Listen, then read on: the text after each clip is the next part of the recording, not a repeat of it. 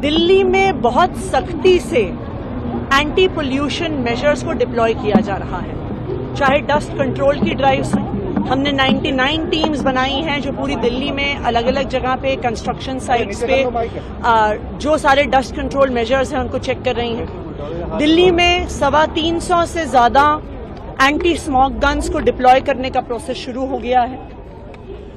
दिल्ली में आज के दिन में चाहे पीडब्ल्यूडी हो चाहे एमसीडी हो, अपने सारे रिसोर्सेज लगाकर दिल्ली में प्रदूषण रोकने का काम चल रहा है।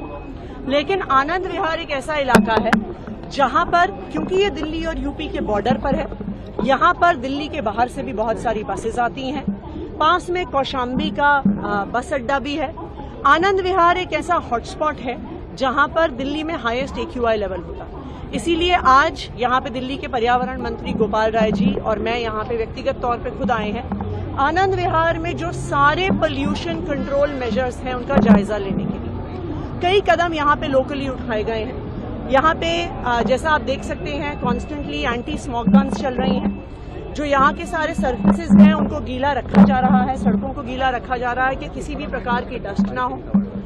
आनंद विहार के पास जो सड़कें, चाहे वो किसी एजेंसी की हो, चाहे वो एमसीडी की हो, चाहे वो पीडब्ल्यूडी की हो, चाहे एनसीआरटीसी उन्हें कंट्रोल कर रहा है, चाहे जीटीआईडीसी उनको देख रहा है, सारी सड़कों का रिपेयर करवाया गया है कि किसी भी प्रकार की सड़क टूटी हुई ना हो, क्योंकि अगर सड़क टूटी हुई होगी तो हर प्रकार का डस्ट होगा। दूसरा, जो यहाँ पे कंजेस्शन पॉइंट्स हैं उन सब कंजेस्शन पॉइंट्स पे इंक्रोचमेंट रिमूवल ड्राइव्स चलाई गई हैं, क्योंकि जब तक इंक्रोचमेंट रहेगा ट्रैफिक धीरे चलेगा और पोल्यूशन का लेवल बढ़ेगा।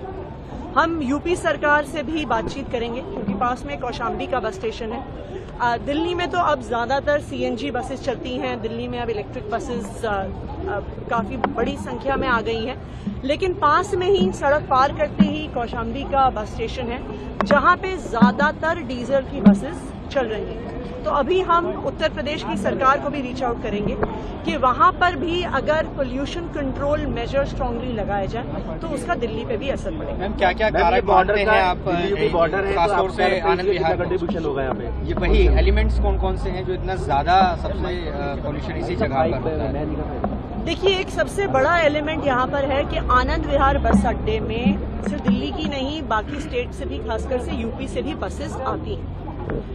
तो एक पोल्यूशन यहाँ पे बहुत ज्यादा बसेस के आवागमन की वजह से होता है। दूसरा, यहाँ पे एनसीआरटीसी की कंस्ट्रक्शन भी चल रही है। एक बड़ी कंस्ट्रक्शन साइट RRTS जो बन रहा है उसकी वजह से भी प्रदूषण होता है। तो क्योंकि यहाँ पर आनंद विहार बस अड्डा है, अब ऑब्वियसली आप बसेस की आवाजाही नहीं रोक सकते हैं, इसलिए आनंद विहार की लोकेशन पर हम बहुत strict anti pollution measures deploy कर रहे हैं, चाहे स्मोक गन्स हो, चाहे कंस्ट्रक्शन साइट्स पे सारे डस्ट कंट्रोल मेजर्स को यूज करना।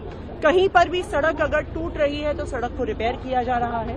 कहीं पर भी इंक्रोचमेंट नहीं होने दिया जाएगा कि वहां पे ट्रैफिक बढ़ जाए।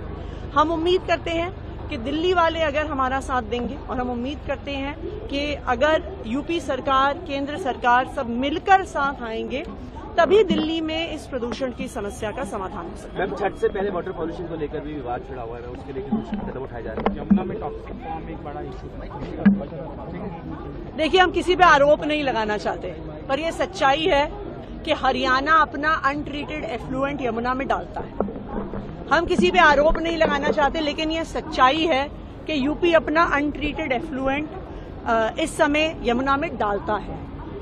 वो जब छठ का सीजन आता है तो वो आगरा कनाल के गेट्स बंद कर देते हैं कि उनका सारा अनट्रीटेड वेस्ट यमुना जी में आए। लेकिन दिल्ली सरकार हमेशा सोल्यूशन ओरिएंटेड रही है। अरविंद केजरीवाल जी का हमेशा ये मोटो रहा है कि हमें समाधान ढूंढने हैं और उसी समाधान के तहत हम फूड ग्रेड सिलिकॉन बेस्ड डीफोमर्स का इस्तेमाल करते हैं।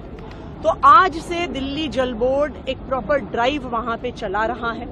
उस ड्राइव के तहत जो सारी फोम है वहां पे डीफोमिंग शुरू करी जाएगी।